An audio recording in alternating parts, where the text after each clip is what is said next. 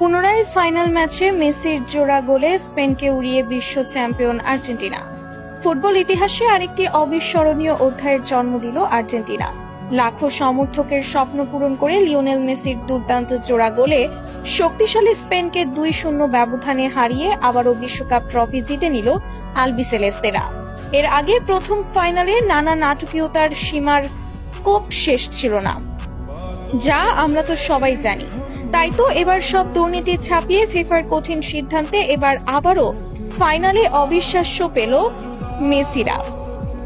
দর্শক, এদিন ম্যাচের শুরু থেকেই আক্রমণাত্মক ফুটবল খেলতে থাকে আর্জেন্টিনা।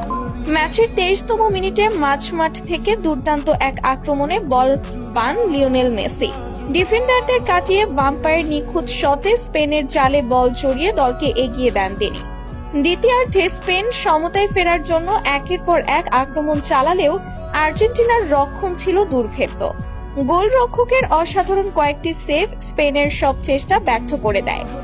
ম্যাচের 81তম মিনিটে পাল্টা আক্রমণ থেকে আবারও জাদু দেখান মেসি। বক্সের বাইরে থেকে নেওয়া তার দুর্দান্ত শট স্পেনের গোলরক্ষককে পরাস্ত করে জালে জড়িয়ে পড়ে। সেই সাথে চরম উচিত শিক্ষা পেল স্পেন। এরপর স্টেডিয়াম জুড়ে শুরু হয় আর্জেন্টিনা সমর্থকদের উল্লাস। শেষ বাঁশি বাজতেই মাঠে নেমে আসে আনন্দের বন্যা। সতীর্থরা মেসিকে কাঁধে তুলে উদযাপন করেন, আর আকাশ জুড়ে ছড়িয়ে পড়ে নীল সাদা রঙের আতশবাজি। 2 গোল করে ম্যাচ সেরা নির্বাচিত হন লিওনেল মেসি। ট্রফি হাতে নিয়ে তিনি বলেন, এই শিরোপা বিশ্বের সব আর্জেন্টাইন সমর্থকদের জন্য। তোমাদের ভালোবাসাই আমাদের শক্তি। বিশ্বজুড়ে কোটি কোটি আর্জেন্টিনা সমর্থক রাস্তায় নেমে বিজয় উদযাপন করেন।